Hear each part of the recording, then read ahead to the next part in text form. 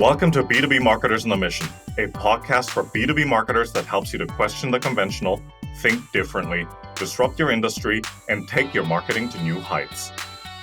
Each week, we talk to B2B marketing experts who share inspirational stories, discuss their thoughts on trending topics, and provide useful marketing tips and recommendations.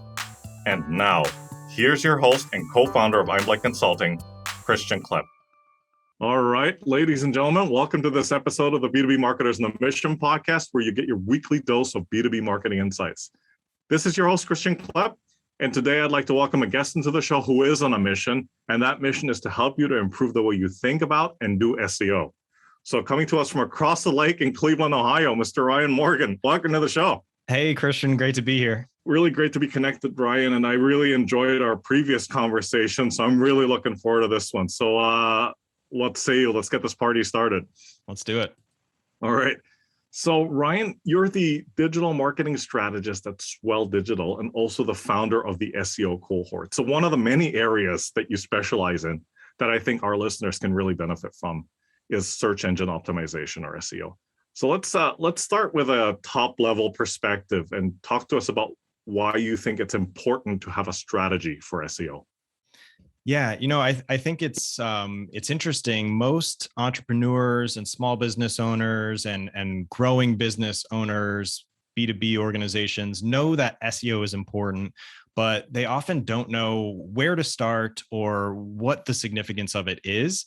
And for most organizations, for many websites, organic search traffic is actually going to be the primary source of website traffic that is coming to their site. When you are able to appear in search engines for the queries that your audience is looking for your brand name, it builds that trust and credibility that you are an authority in the industry.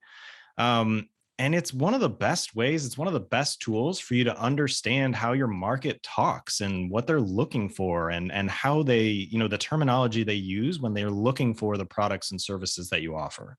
Yeah, that's absolutely right. It can be a bit overwhelming, when you start out, can it, right?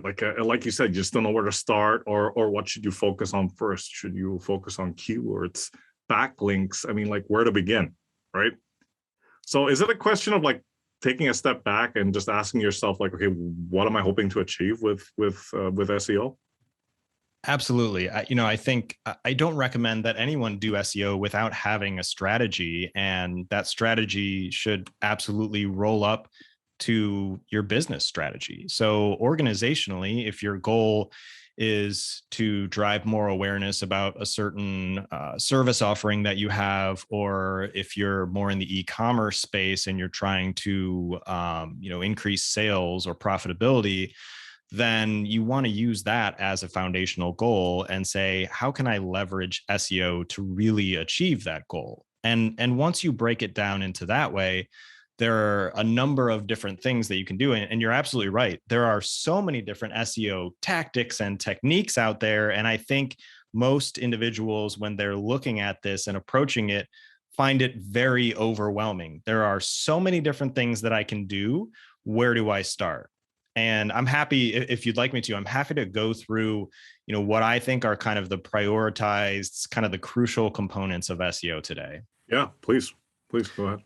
So I think a great place to start, the best place to start for entrepreneurs, marketers, is high quality content. That is really the foundation of modern SEO. And really what's important is having original, unique, and most importantly, valuable content. So even though your businesses are likely founded on products or services, you can serve as a real thought leader for your audience in terms of the information that they're looking for. You can help them understand what you offer. And when people hear content, they think, oh, I have to create all this new content and all these brand new pages. And in some cases, yes, that can be a way to drive more traffic to your site through SEO. But if you're looking to start small, what I would recommend is starting with what is the most important page on your site or the most important couple pages on your site. It's probably not your homepage. It's probably not your About Us page. It's probably, a service page or a couple key service pages. or a product page or a couple key product pages. And I would have you do the following. Number one, make sure that it's up to date, because like most of our websites, sometimes they collect dust. We don't update them for many months or oftentimes many years. So we want to make sure it has the most up-to-date information. We want to make sure that the information is complete and thorough. It's no surprise that Google will often rank more contextually deep pages higher than those that are really sparse of information, because those pages do a better job of providing information for what the searcher is looking for. And I would encourage people, one of the common, challenges that I see with entrepreneurs or even marketers is that they write the content for their product or service pages from their perspective. And as you know, Christian, you really need to get into the shoes of your audience, and you need to use the terminology that they're using, and you need to speak to them about the benefits and the what they're going to walk away from, what problems you're solving, rather than the here's what we offer. So that starting with content is really important. And then from there, and I want to go through a couple of these quickly just to get back to the conversation. User experience is a really important factor these days.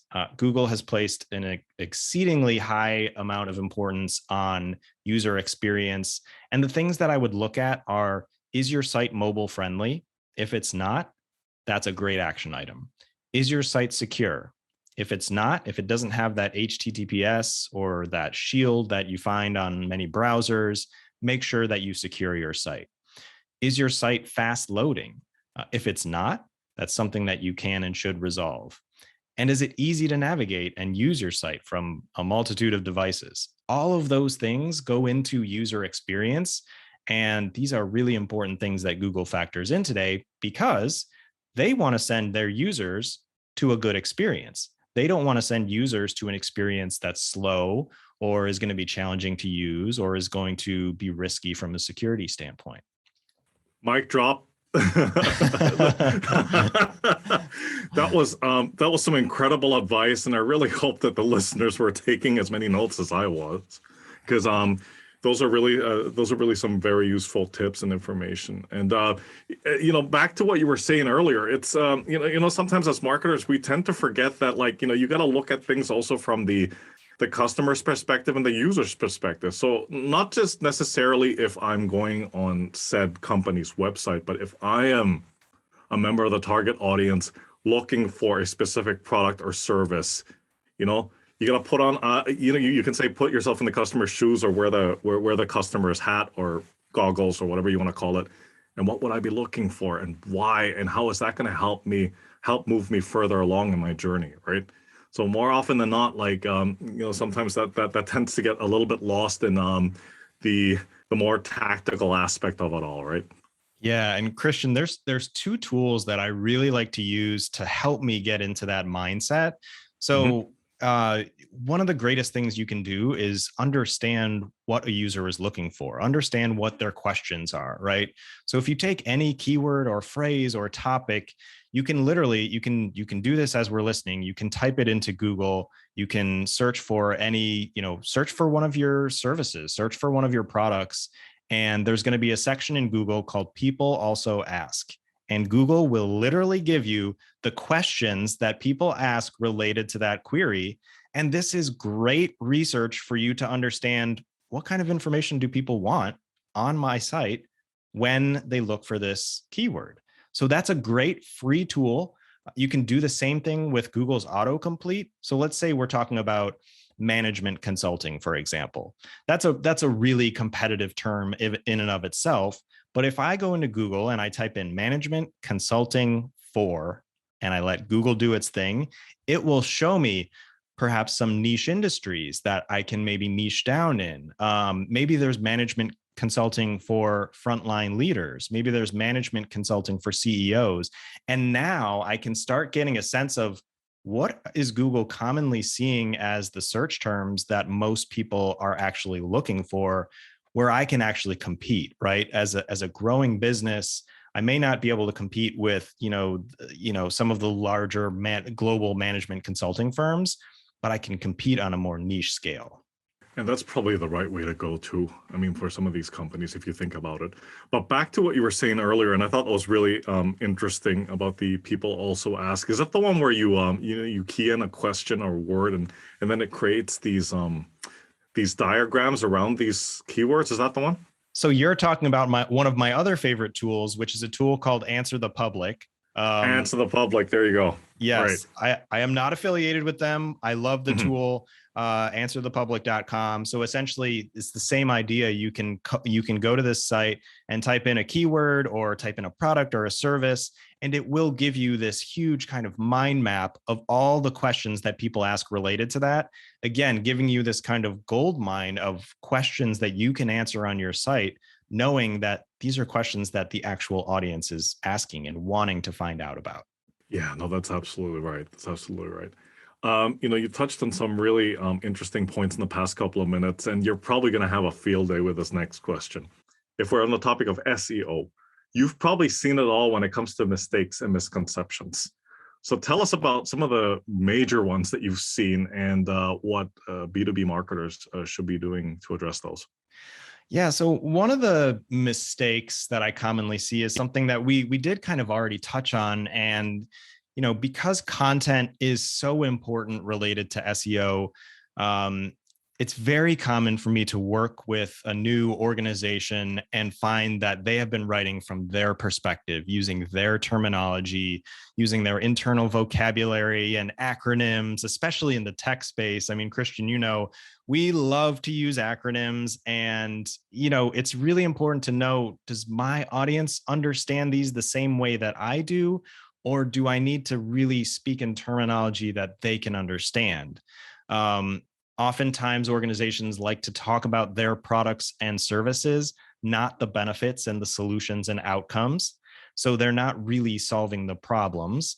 And this all comes back to the idea that many organizations just aren't doing any kind of research before writing page content. Oftentimes what I'll see is organizations will try and optimize for search engines after the fact, and it's really not a good approach.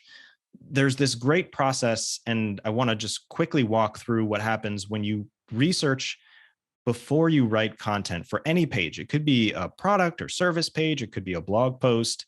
But if you understand at least a keyword or key phrase or keywords that you want to start to think about for a page, and understand what kind of search volume they have and what kind of competition it has, you can get a sense of how competitive you can be really quickly with that content. We talked a lot about understanding the questions that the audience has. If you have that information before you write the content of the page, you have this great map of what is the content that I need to write to really satisfy the audience needs. And you have the most important pieces of information that the people need already at your disposal. So kind of reverse engineering and saying, let's not do SEO after we've already written all the content for our site, but let's use SEO and think about it before we write content, and think about it as an ongoing thing. That's the other misconception that I think people have, is that SEO is a one-time thing. I'm gonna bring in an SEO consultant for a 2-week or a 4-week project and have them optimize my site, and then we're gonna be good, right? And the reality is that SEO is an ongoing opportunity that you want to take advantage of. Google definitely values fresh, new, up-to-date content. So you want to make sure that, if possible, some of your content, potentially is topical. It's hitting the important trends and topics and things that are happening in your industry. And when you optimize once and then leave your site, many of your competitors are going to be optimizing their sites at the same time. They're going to be climbing. So you're no longer playing defense. You're just slowly degrading. You're just slowly kind of losing that space that you've earned that one time that you focused on SEO. Yeah, that's a really interesting point, and you brought up something which is which is a beautiful segue into the next question, and it's an interesting one, and I'm going to throw this out there also to all those B2B marketers, right? Because something that you said in a previous conversation about that learning SEO makes one a better writer. So can you explain that? And also, what can people do to avoid, and that term SEO stuffing in their copy? Yeah, it's a great question. And I work with a lot of really talented writers, and I see a lot of different styles out there. And most writers, from my perspective, are really good writers. But when it comes to SEO, don't quite know how to integrate that into their writing for the web. Like you said, the idea of SEO stuffing is a lot of writers will follow this pattern of I'm going to write the entire piece of content and then someone else, maybe someone that knows SEO, is going to optimize it. And what happens when you optimize after the facts is you do exactly that. You're just kind of inserting keywords in there where they maybe don't feel very natural. They probably don't belong, just to try and boost your SEO rankings. And it doesn't sound authentic. It doesn't sound natural for the reader. And it usually doesn't work from an SEO perspective. Like I talked about earlier, if you flip that and you're a writer and you're able to learn some kind of basic SEO research that you can do before you write a piece of content. So now you go into writing a piece of content and there are certain keywords that people want to know about. So again, if we use management consulting, there may be certain keywords that people want to know about, including, leadership and change management and project management. So I know I have to talk about some of those topics. If you know the questions that people ask, it helps you create this really great outline. And a lot of great writers that I know will create an outline before they write the actual piece, before they dive right into it. And it's going to really give you this informed idea of how can I understand the topic and the audience, then write the piece. And in that way, you have this optimized piece that is naturally written. It's this kind of balance between writing great content, but also ensuring that it's informed by quality SEO research, rather than writing a great piece based on assumptions and trying to retroactively optimize it after the fact. And I think when writers know that, and I've worked with a lot of writers in the agency space, a lot of freelance writers, it's such a valuable skill because they're able to write much better for the audience just by having some of those basic SEO skills. Yeah, those are definitely some great observations, and they kind of got me thinking. And then out of that thinking came two more questions, which I'd like to ask you. First, going back to what you said earlier on in the piece, why do you think that a lot of marketers, not everybody, but many of them, produce content without doing that due diligence? And why do you think there's still teams out there that are, developing the content first and then optimizing for SEO afterwards? Is it because they've just been hesitant to just change the way they work, or is it a question of mindset or processes, or it could be a combination of all of those factors, right?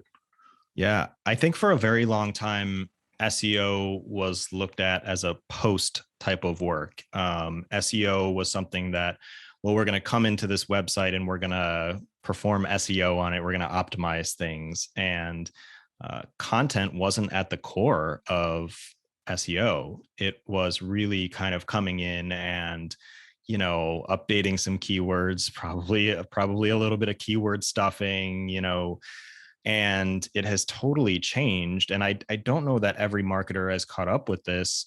And I think one of the other things is that there's just not enough awareness out there of how to perform some of these activities. A lot of writers, especially, and marketers that I come across don't know how to perform that research and don't really want to, SEO can be a fairly technical sounding pursuit.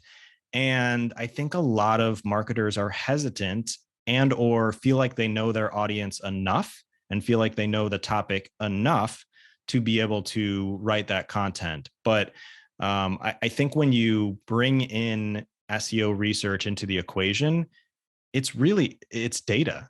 That's what it is. You're giving yourself the benefit of having so much more data. I know how many people are searching for these things. I know how competitive it's going to be. I know the exact questions that people want to know about, and I know the exact keywords that I should touch on in my content. It's just such a much more informed piece. And I think it's just not part of the natural process for many writers and even for many marketers. And SEO for a long time has been this thing that happens after all of that work. So I think, it's really time for us to look at it differently. Yeah, no, that's absolutely right. That's absolutely right.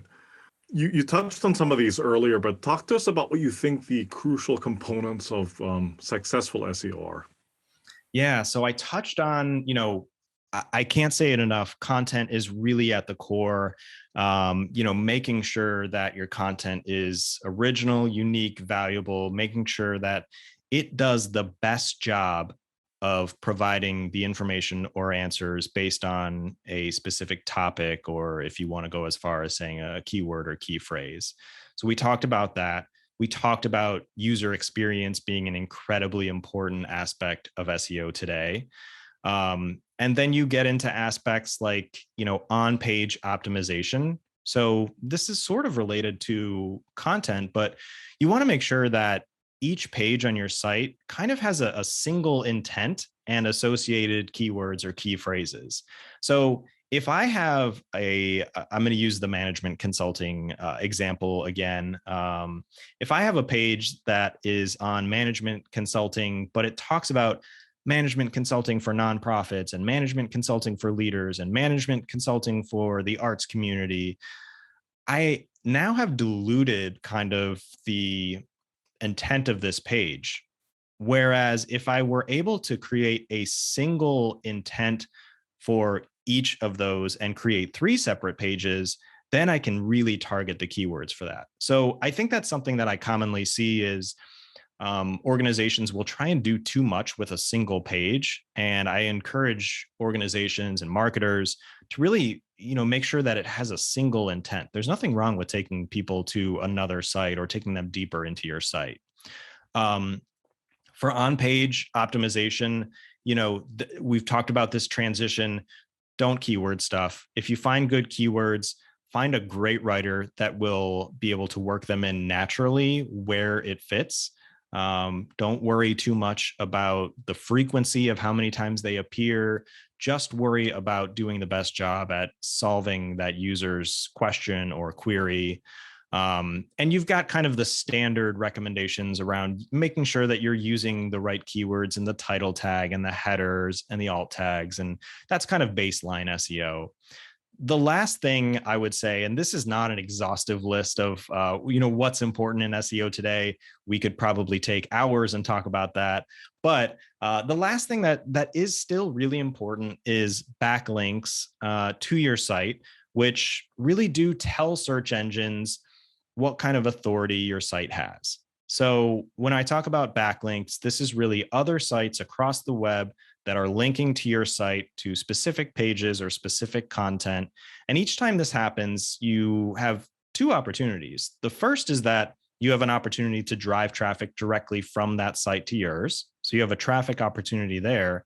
And you also have an opportunity to prove to a search engine like Google that your site is authoritative, right?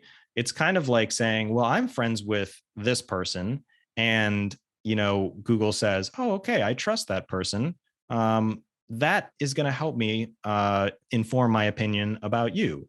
And that authority is important. And when we talk about backlinks, creating content that is compelling and can be shared through social media can be a great way to collect backlinks. For any business out there, this is especially applicable for small businesses, but growing businesses alike. Get your site on Google My Business. If you don't have it there now, it's free. It probably takes you less than 10 minutes, and it is a great way to make sure that you're showing up in local listings. It's a great way to make sure that you own your brand in Google. And then some other common ways that organizations are getting backlinks. Guest posting is probably one of the best ways. And without going into, kind of a really in-depth conversation about that, I would encourage organizations to, again, kind of niche down. Don't start by going after Forbes and Inc. and things like that. If you're large, those could be, good places to go eventually. But start with some of the industry publications in your industry and pitch really good ideas. Read those publications and understand what kind of content they write and pitch ideas that are in line with that. And, it can be getting backlinks, guest posting can be time consuming. The hit rate, you might send out 20 emails to publications and get one response. So it can be time consuming, but in the long term, those backlinks will help build up your authority for your site. Well, thanks so much for sharing that. That's some pretty solid advice. I just want to go back to the topic of backlinks, because somehow I feel that that's still an area that's very misunderstood, and there's a lot of noise out there. We all get inundated with companies trying to solicit business in the hope that they will help you to build those backlinks, on your website. So can you talk to us about how can B2B marketers and also small businesses or small entrepreneurs, how can they distinguish between the legitimate companies trying to genuinely help you with the backlinks versus the shall we say those of a more questionable nature? So I'm going to give you probably a fairly simple answer and say that if it's questionable, even a little bit questionable, I would probably trust your gut and not go that route. It's well publicized that Google will penalize websites that have paid for links. And a lot of these backlink providers will say, hey, we'll get you 5 backlinks for $1,000, or there's some kind of offer like that. And if it seems too good to be true, it usually is. If it's questionable in nature, it probably is something you should pass on. There are good business partners out there that can help you do this, but I would encourage organizations to think about link building in the most natural way. The good link building organizations will go out there and do research on important industry publications that your organization may be able to appear in. They will either suggest to you what kind of content you can contribute, or they will write it for you. They will run everything by you before they send it to that organization. They will ensure that the publication has agreed to link back to your site. So ask them some of those questions and try and understand that process. But in general, if it looks too good to be true, if it looks too quick and easy, it probably is. And avoid the headache of dealing with Google penalties or issues like that. And, try and keep it really safe and above board. Yeah. And also avoid the penalties because you wanted to take a shortcut, right? Exactly. Exactly. Okay. So this is something that we talked about in our previous conversation, right? So SEO has changed so much in the past couple of years, and it's imperative for B2B marketers to understand how these changes impact what they are doing. So what are some of the current trends in SEO that B2B marketers should be aware of? Yeah. So the big trend, if you talk to SEOs in 2021, and I know we're at the tail end of 2021 right now, this is going to continue to be really impactful for SEO, is what Google calls page experience. And we talked about some of these things, but it's increasingly important that sites are, we talked about some of the big ones, right? They're secure. So look, if you're listening now and your site isn't secured by an SSL certificate, it doesn't start with HTTPS, go out and do that right after this podcast. It will take you probably less than 10 minutes. Talk to your IT team if you need to, but that's a really low-hanging fruit opportunity. Make sure that it's mobile friendly. I would assume by now that most of your users have responsive mobile friendly sites, but if you don't, this is one of the best opportunities because you will not only start to notice that you're lagging behind in search performance, you will start to get penalized for not having a mobile friendly experience. Speed is increasingly important. So what I would encourage people to do, this is kind of a tool alert, free tool alert. Go to Google Page Speed Insights. You can just search for this. Another tool that I like, it's free, is the GT Metrics Page Speed tool. And these tools will tell you on a scale of either 0 to 100, or GT Metrics has kind of the report card A, B, C, D, or F grading scale, how fast your site is loading. And it's really important to know that, because this is actually a ranking signal for Google now and in the future. And if your site is really slow to load, it's going to negatively impact your ability to rank. And then another part of this page experience update is the user friendliness of your site itself. So now it's not just that your site has to be mobile friendly, but also that it has to be user friendly. And that includes things like, does it have enough contrast for users to be able to really read things, right? So if you have, bright red background with light red copy, that might not be the best user experience. If you have on a mobile device buttons that are really close together, and if you've ever had that experience of trying to tap one of them, but the other one's too close, the idea of tap size is going to be part of that user experience. How legible is your copy, right? I'm sure we've all been to that one website where it's like, oh my gosh, I need to pinch and zoom forever to be able to read this. And now I'm kind of scrolling back and forth. All of these are signals of page experience. And I'm going to give you another tool here.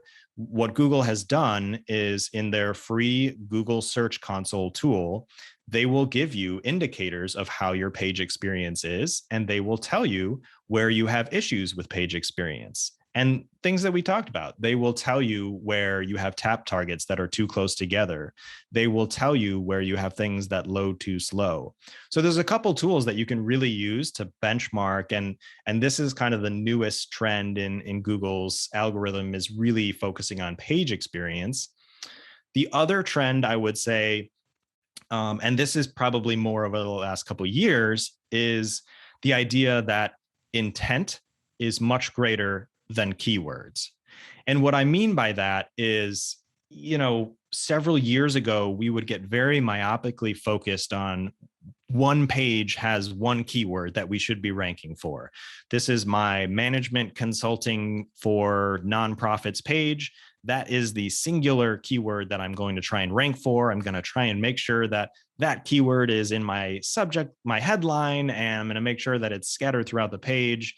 And the reality is that Google is semantic. And what that means is it understands, even if you're not typing in the exact keywords, it has started to understand what you're looking for. So, for example, if I went and typed in, what is the movie with the shark? I haven't typed in the single word yet, but we all know that I'm talking about Jaws, and it's going to show me Jaws. Now, Jaws wasn't in my search query, but Google is semantic and it understands what I'm asking for. So the intent is the most important thing. And I would encourage people to use SEO as a tool for market research and to think about the psychology of your users. We've talked a lot about understanding the questions that they have, and understand what your audience is looking for and provide that information better than anyone else. That's going to be so much more important than focusing so myopically on ranking one page for one keyword. Yeah, that was some really great advice. And back to what you were saying earlier, we do use some of those tools that you had mentioned, and we especially last year as we were building out our own website, we were getting these reminders on Google. Oh, by the way, for your mobile version, you might want to consider making these adjustments and so forth. And that's really helpful because like you said, you almost treat it like a living, breathing organism. It grows, and then you gotta make some tweaks here and there. To your second point about the shark, I mean, it could have been Jaws, it could have been Shark Week, right? So right. And it probably shows both, to be honest with you. Right. Yeah. Exactly. So, Ryan, you've given us a lot of great advice, a lot of it very actionable. You've highlighted the common mistakes and misconceptions and what people need to do about it.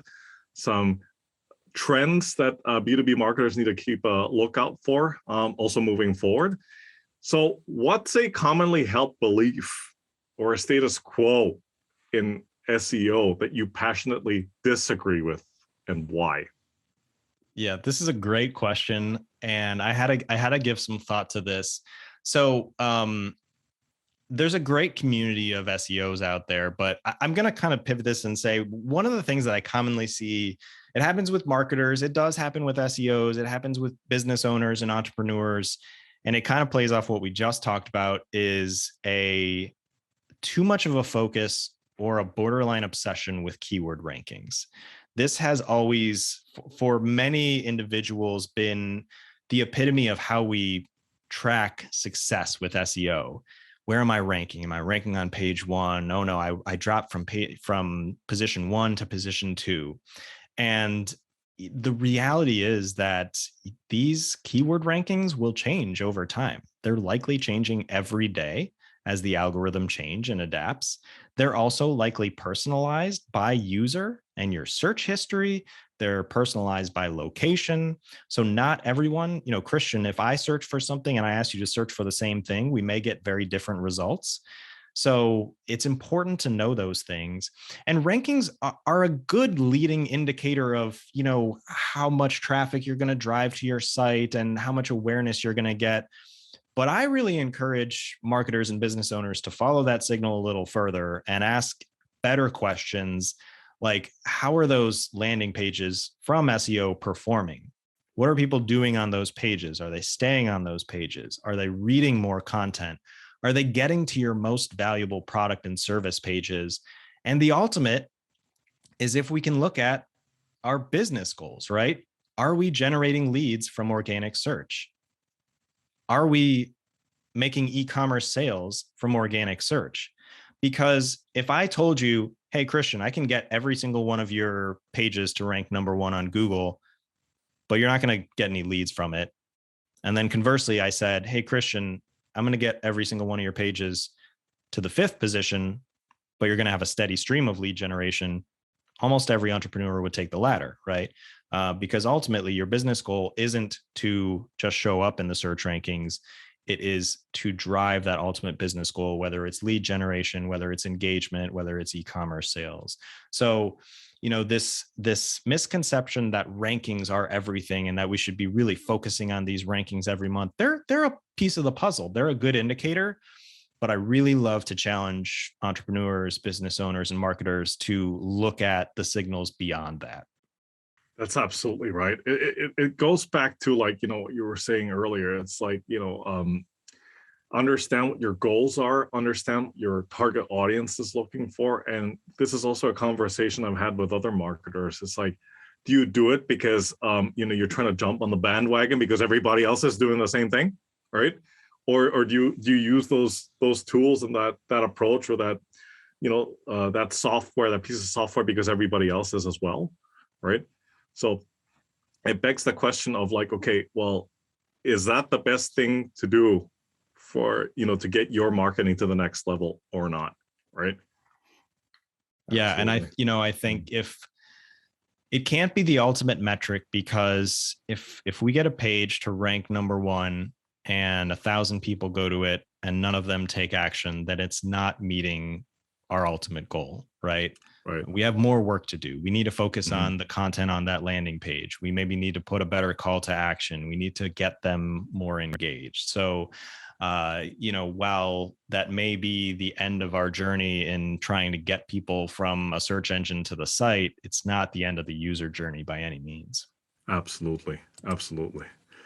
Yeah. So Ryan, thank you so much again for coming on and sharing, your expertise and experience with the audience. So please do us the honor of telling us a little bit about yourself and how folks out there can get in touch with you. Yeah, thanks, Christian. This has been a blast. So my name's Ryan Morgan. I am a digital marketing strategist. I have my own digital marketing consultancy called Swell. And probably more pertinent to this conversation, I am the founder and instructor at the SEO Cohort, which is a instructor-led live online training program for those who are interested in learning SEO. We've got great options for evening classes. It's a 5-week program. Or for those busy working professionals that want a more accelerated version, we have a 2.5-day option that they can really knock it out.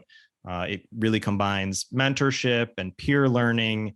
And we have 2 cohorts that are starting in January of 2022. Fantastic. Ryan, this has been such an informative and insightful and actionable session. I mean, a session full of actionable insights, I should say. So thank you so much again for coming on the show, and take care, be safe, and talk to you soon. You too. Thanks, Christian. Okay, bye for now.